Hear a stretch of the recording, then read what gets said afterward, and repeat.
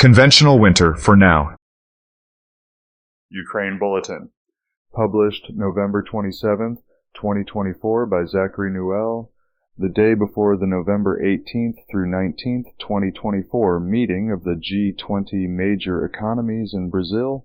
Still President Biden authorized Ukraine to use U.S.-supplied long-range ATACMS missiles to strike deeper into Russian territory, marking a significant shift in U.S. policy. The announcement followed months of Ukrainian appeals for permission from NATO allies to use Western missiles in support of its incursion into Russia's Kursk region, and it came only 12 days after the victory of Donald Trump in the 2024 U.S. presidential election, with the once-again president-elect having claimed for almost 2 years that he could end the conflict within 24 hours. After Biden gave his blessing to Ukraine's strikes within Russian territory, Russian President Vladimir Putin warned immediately that such attacks would be met with retaliation and risked escalating the conflict deeper into Europe. Nonetheless, the Kiev regime fired U.S. missiles 2 days after Biden's announcement at an arms depot in the Bryansk region, about 110 kilometers inside the Russian Federation. Though Russia claimed to have intercepted 5 of 6 missiles, and U.S. sources claimed it intercepted 2 of 8, the strike resulted in secondary explosions from munitions, though without any casualties reported. A day later, Ukraine followed up the U.S. ATACMS missiles with a volley of the UK's Storm Shadow missiles fired into the Kursk region. In response, Putin approved updates to his country's nuclear doctrine that lower the threshold for using atomic weapons, allowing for the use of nuclear weapons in response to attacks from non-nuclear states that are backed by nuclear powers, large-scale conventional strikes involving missiles, drones, or aircraft, and threats to Russian sovereignty or allies such as Belarus. Additionally, any aggression by a member of a coalition will be treated as an attack by the entire group. Interestingly, those Russian allies might now include the Democratic People's Republic of Korea, or North Korea, soldiers from which reportedly joined Russian forces in the Kursk region earlier this month, whom an unnamed Kiev official claimed have already clashed with Ukrainian forces. These reports came only a week after North Korea tested its longest-range intercontinental ballistic missile, ICBM, and, according to South Korean military intelligence, had begun preparing for its 7th test of nuclear weapons. The Kremlin called its country's updated nuclear doctrine timely and reflective of the current geopolitical situation, urging other countries to analyze it thoroughly.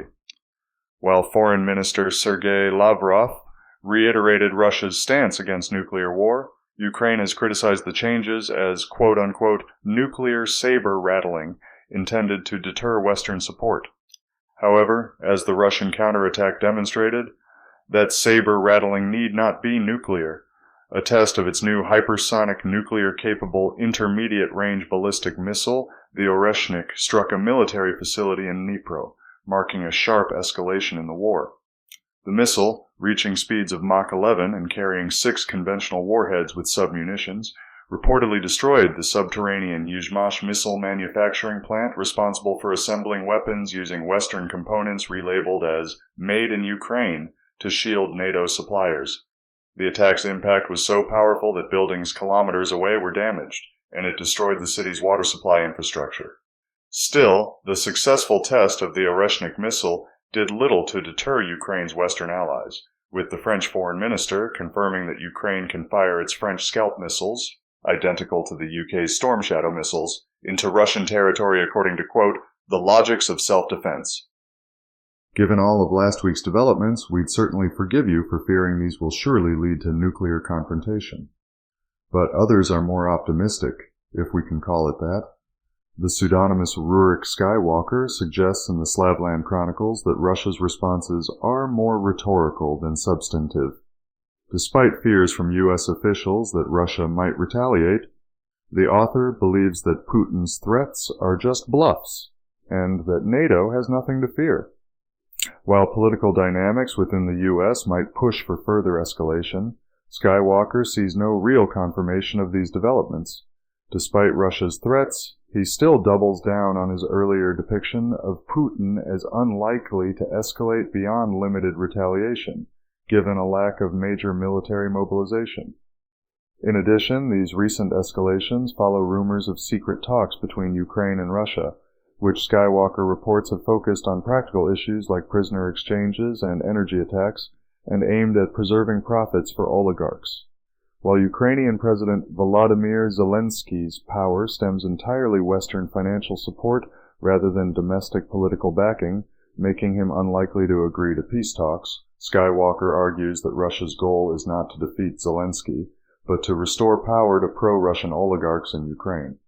He therefore questions the sincerity of Russia's rhetoric, viewing the conflict as driven by elite power struggles, and predicts further escalation between Russia and Ukraine. That said, even after the Oreshnik missile strike, Skywalker seems to see little reason to believe the conflict will broaden into Europe or the West. Critiquing American commentators like Jackson Hinkle and the retired Colonel Douglas MacGregor as members of a cult of personality worshipping Putin, whose respective predictions of Zelensky's imminent death or of a Russian nuclear strike in Europe simply ignore the evidence. Of course, it surely profits many of those involved to keep the conflict going, with the U.S. alone having provided over $56 billion in military aid since 2022, and having just forgiven $4.7 billion in loans. Add in more than $9 billion from the UK, and more than $36 billion from the EU, again just in military aid, and it seems certain the Western military-industrial complex has been profiting handsomely, not to mention corrupt Ukrainian oligarchs.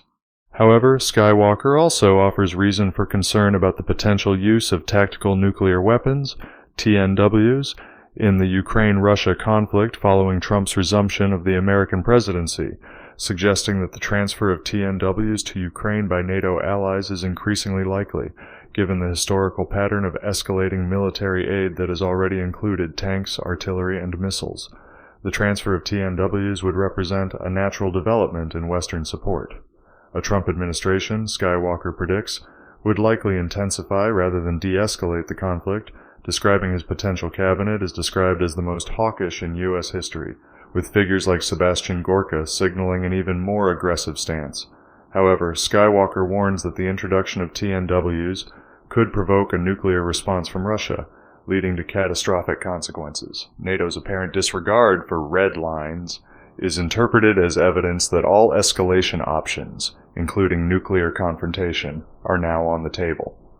Skywalker also speculates on NATO's broader strategic intentions, suggesting they may aim to dismember the Russian Federation, incite internal conflicts, or compel Moscow to align against China.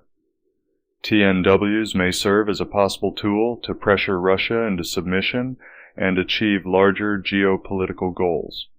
While acknowledging uncertainty about NATO's exact objectives, Skywalker argues that the conflict's trajectory under Biden points toward further escalation, viewing Trump as unlikely to alter the course, despite his vague rhetoric about diplomatic negotiations, and instead as someone who might amplify the risk of nuclear engagement, with the future transfer of TNWs to Ukraine representing a potential tipping point.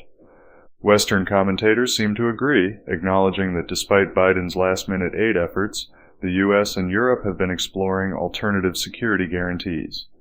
These include stockpiling advanced weaponry for response to future Russian assaults, and, perhaps predictably, though much more alarmingly, supplying nuclear weapons to Ukraine, which commentators describe as deterrence as opposed to obvious escalation. Certainly, developments in the Ukraine conflict over just the past week underscore the profound complexities and dangers of this geopolitical crisis, with escalating rhetoric, advanced weaponry, and shifting alliances all heightening the stakes. The authorization of long-range missile use by the Biden administration, the updating of Russia's nuclear doctrine, and the deployment of weapons like the Oreshnik missile reflect a deepening entrenchment by all parties.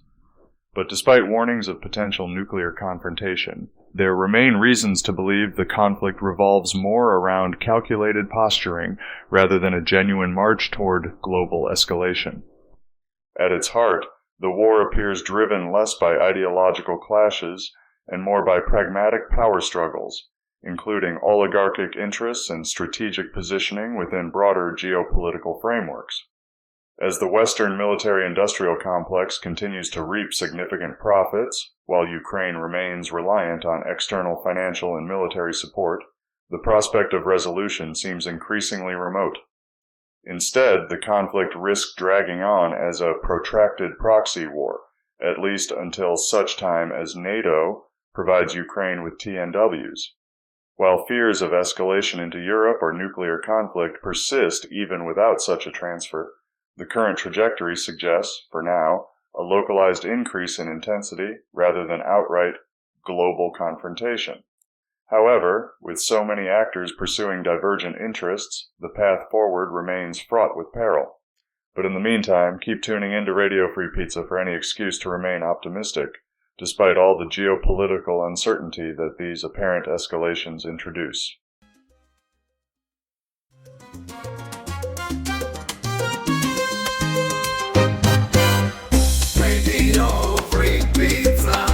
Radio Free Pizza is a reader-supported publication and listener-supported podcast. To see all our work, visit www.radiofreepizza.com or search for Radio Free Pizza on all your favorite social media and podcast platforms. You might even find a button to click that says subscribe. And if you're really lucky, it will let you leave a review. Otherwise, just share a link with your friends or on social media. Thanks for your support. Radio